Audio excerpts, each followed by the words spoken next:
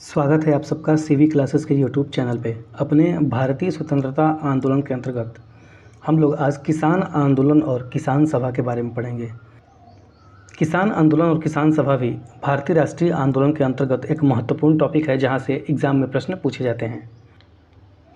अगर हम किसान आंदोलन की बात करें तो किसान आंदोलन ने किसान सभाओं का निर्माण करके किसानों को एक साझा मंच प्रदान किया और किसानों की मांगों को सरकार के सामने रखा। यह केवल आज़ादी के पहले ही नहीं था बल्कि आज़ादी के बाद भी किसान सभाओं और किसान आंदोलनों ने भारत के द्वारा बनाई गई नीतियों को भी काफ़ी ज़्यादा प्रभावित किया। इसने सरकार के सामने किसानों के प्रति हो रहे शोषण को उजागर किया और इसके साथ साथ किसानों को एक राजनीतिक मंच भी प्रदान किया जिन्होंने भारत के राष्ट्रीय आंदोलन में एक महत्वपूर्ण भूमिका निभाई। तो चलिए इस टॉपिक से बनने वाले सभी प्रश्नों को एक एक करके देखते हैं। हमारा पहला प्रश्न है कि भारतवर्ष का सर्वप्रथम किसान आंदोलन कौन सा था। तो अगर बात करें भारत की तो भारत का सर्वप्रथम किसान आंदोलन था बिजौलिया किसान आंदोलन। और इस बिजौलिया किसान आंदोलन का नेतृत्व एक व्यक्ति थे जिनका नाम था साधु सीताराम। इनके द्वारा ही इसका नेतृत्व किया गया और यह कार्य उन्होंने 1913 ईस्वी में किया। अगला प्रश्न है फरवरी 1918 ईस्वी में स्थापित यूपी किसान सभा की स्थापना से संबद्ध व्यक्ति कौन कौन से थे। तो 1918 में स्थापित यूपी किसान सभा से संबंधित व्यक्ति थे इंद्र नारायण द्विवेदी, गौरी शंकर मिश्र और मदन मोहन मालवीय। ये तीनों नाम इंपॉर्टेंट हैं। अगला प्रश्न है नाई धोबी बंद सामाजिक बॉयकॉट का एक स्वरूप था जो कि 1919 ईस्वी में कहाँ चलाया गया था। तो नाई धोबी बंद सामाजिक बॉयकॉट जो है वह किसानों के द्वारा उत्तर प्रदेश के प्रतापगढ़ जिले में चलाया गया था।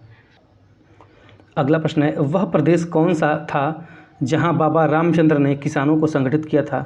तो बाबा रामचंद्र के द्वारा किसानों का संगठन अवध प्रांत में किया गया और इस क्रम में बाबा रामचंद्र ने उत्तर प्रदेश के प्रतापगढ़ जिले में अवध किसान सभा का गठन भी किया। अवध किसान सभा, तो इस चीज़ को भी आप लोग ध्यान रखेंगे।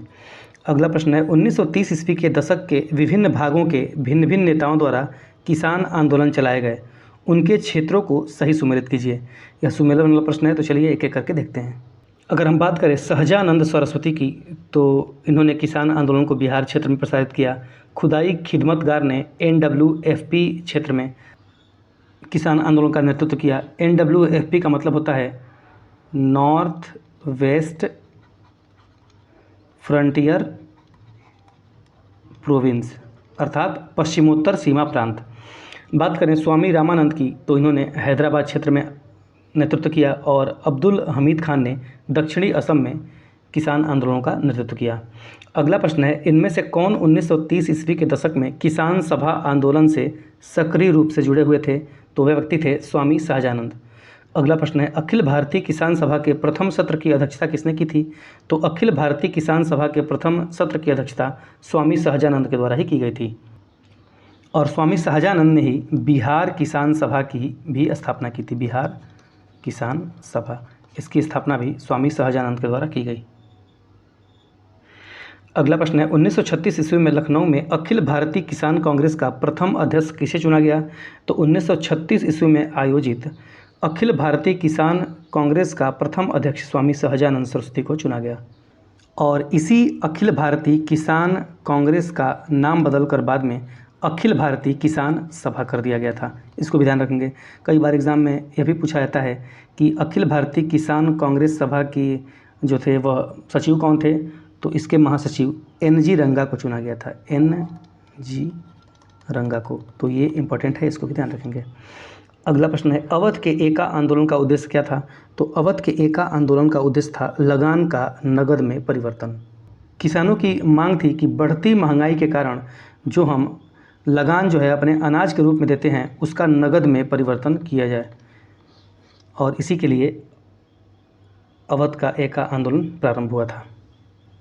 अगला प्रश्न है अखिल भारतीय किसान कांग्रेस का गठन किया गया था, कब किया गया था। तो अभी ऊपर हम लोगों ने पढ़ा कि 1936 ईस्वी में अखिल भारतीय किसान कांग्रेस का गठन किया गया था और इसका बाद में नाम बदल के क्या कर दिया गया, बाद में नाम अखिल भारतीय किसान कांग्रेस की जगह पे सभा कर दिया गया था, अखिल भारतीय किसान सभा।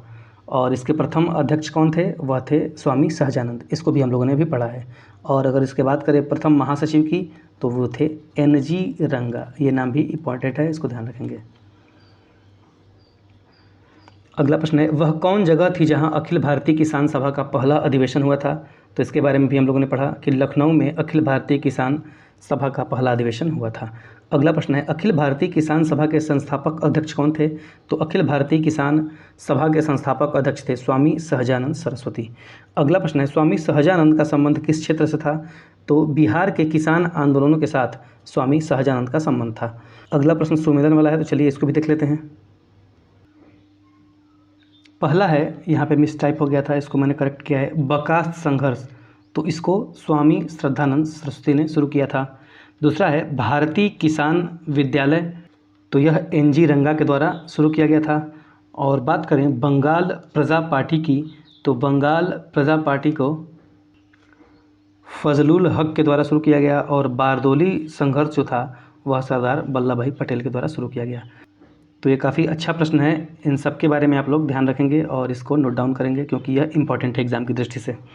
अगला प्रश्न है, बंगाल के तिभागा किसान आंदोलन की क्या मांग थी? तो बंगाल के तिभागा किसान आंदोलन की मांग थी कि जमींदारों की हिस्सेदारी को फसल के आधे भाग से कम करके 1/3 करना। अर्थात उस समय लगान जो था कुल उपज का 1/2 भाग लिया जाता था, अर्थात 50%।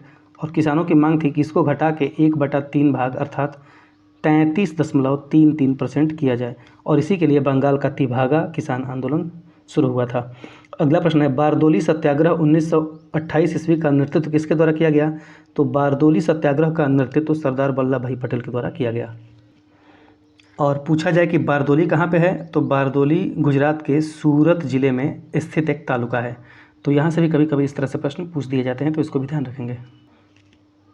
अगला प्रश्न है, निम्न में से किस आंदोलन में सरदार वल्लभ भाई पटेल ने मुख्य भूमिका निभाई थी?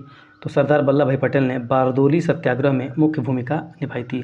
और इसी कारण बारदोली की महिलाओं के द्वारा इनको सरदार की उपाधि भी दी गई, जो कि महात्मा गांधी ने बारदोली की महिलाओं की तरफ से इनको दिया। तो कई बार एग्जाम में यह भी पूछा जाता है, तो इसको भी ध्यान रखेंगे। अगला प्रश्न है, वल्लभ भाई पटेल को सरदार की उपाधि किसने दी थी? तो मैंने अभी बताया कि वल्लभ भाई पटेल को सरदार की उपाधि महात्मा गांधी के द्वारा दी गई थी। और किसकी तरफ से दी गई थी? तो बारदोली की महिलाओं की तरफ से महात्मा गांधी ने सरदार वल्लभ भाई पटेल को सरदार की उपाधि दी थी। तो इसको भी ध्यान रखेंगे। अगला प्रश्न है, महात्मा गांधी ने वल्लभ भाई पटेल को सरदार की उपाधि उनकी बड़ी संगठन क्षमता के कारण किस आंदोलन में दी थी? तो महात्मा गांधी ने वल्लभ भाई पटेल को सरदार की उपाधि बारदोली सत्याग्रह के दौरान दी थी। अगला प्रश्न है, भूदान आंदोलन किसने प्रारंभ किया था? तो भूदान आंदोलन का प्रारंभ विनोबा भावे के द्वारा किया गया था। अगला प्रश्न है, भूदान आंदोलन का सर्वप्रथम प्रारंभ किस राज्य में हुआ था? तो भूदान आंदोलन का सर्वप्रथम प्रारंभ आंध्र प्रदेश राज्य में हुआ था। अगला प्रश्न है, आचार्य विनोबा भावे के भूदान आंदोलन के प्रारंभ में निम्नलिखित स्थानों में से कौन सा एक उसमें संबंध था? तो मैंने बताया कि भूदान आंदोलन का सर्वप्रथम प्रारंभ कहाँ से हुआ था? आंध्र प्रदेश राज्य से। और आंध्र प्रदेश के पोचमपल्ली नामक स्थान से हुआ था। यह भी एग्जाम में पूछा जाता है। शॉर्ट में यहाँ पे भूदान आंदोलन को भी समझ लेते हैं। भूदान आंदोलन का मतलब था कि विनोबा भावे ने एक पहल की कि जिस प्रकार से यहाँ की हवा पानी पर सबका अधिकार है, उसी तरह से भूमि पर भी सबका बराबर अधिकार होना चाहिए था। और फिर उन्होंने इसी को लागू कराने के लिए भूदान नामक एक नया आंदोलन शुरू किया। और इसकी शुरुआत उन्होंने आंध्र प्रदेश के पोचमपल्ली से की थी। और यहाँ पे उन्होंने वहाँ के हरिजनों को लगभग 100 एकड़ की ज़मीन प्रदान करने का प्रस्ताव रखा, जिसको कि वहाँ के एक ज़मींदार थे रामचंद्र रेड्डी, उन्होंने स्वयं भी स्वीकार कर लिया। और इस प्रकार से भूदान आंदोलन का प्रारंभ हुआ। तो ये था किसान आंदोलन और किसान सभा से संबंधित जितने भी महत्वपूर्ण प्रश्न बन सकते हैं उन सब का विवरण। आशा है कि आप लोगों को वीडियो पसंद आया होगा। अगर वीडियो पसंद आता है तो जितना हो सके अपने दोस्तों के साथ शेयर करें और चैनल को अभी तक सब्सक्राइब नहीं किया है तो सब्सक्राइब जरूर करें। मिलते हैं अगले वीडियो में अगले टॉपिक के साथ। तब तक के लिए बने रहिए हमारे साथ। Thank you.